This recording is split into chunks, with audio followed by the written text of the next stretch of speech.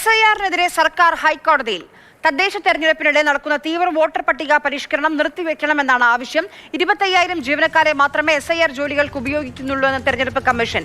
സർക്കാരിന്റെ ഹർജിയിൽ നാളെയായിരിക്കും ഉത്തരവ്. ബിനിൽ വിവരങ്ങളുമായി ചേരുന്നുണ്ട്. ബിനിൽ, ഇതിനോടകം തന്നെ വോട്ടവകാശമുള്ള പകുതിയിലധികം ആളുകൾക്ക് SIR-ന്റെ എന്യൂമറേഷൻ ഫോം നൽകി കഴിഞ്ഞു എന്നാണ് തെരഞ്ഞെടുപ്പ് കമ്മീഷൻ പറയുന്നത്.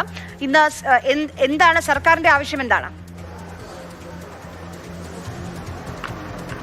ആര്യ, നേരത്തെ തന്നെ SIR-നെതിരാണ് സർക്കാർ.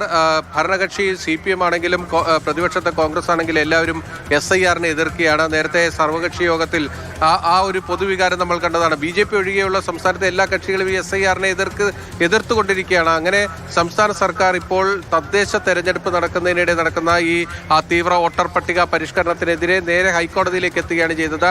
അടിയന്തരമായി ഇത് നിർത്തിവെക്കണമെന്നാണ് സർക്കാരിന്റെ ആവശ്യം. ഡിസംബർ 20-ന് ശേഷം മാത്രമേ സംസ്ഥാനത്ത് SIR പാടുള്ളൂ എന്നൊരു ആവശ്യവുമായിട്ടാണ് ഇന്ന് സർക്കാർ കോടതിയിലെത്തിയത്. AG നേരിട്ട് സർക്കാരിന് വേണ്ടി ആ വാദം പറയുന്നതിന് വേണ്ടി എത്തുകയും ചെയ്തു. സർക്കാർ ചൂണ്ടിക്കാണിച്ചത് 1,78,000-ഓളം ജീവനക്കാരെ തദ്ദേശ തെരഞ്ഞെടുപ്പ് ജോലികൾക്ക് വേണ്ടി മാത്രമായി മാറ്റിവെച്ചിരിക്കുകയാണ്.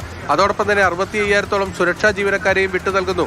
അതിനിടയിൽ ഒരു 25,000-ഓളം പേരെ ഈ SIR-ന് വേണ്ടി കൂടി മാറ്റിവെച്ചാൽ സർക്കാരിന്റെ ദൈനംദിന പ്രവർത്തനങ്ങളെ ബാധിക്കും. സർക്കാർ ഓഫീസുകളിൽ ആളില്ലാത്ത അവസ്ഥയുണ്ടാകും.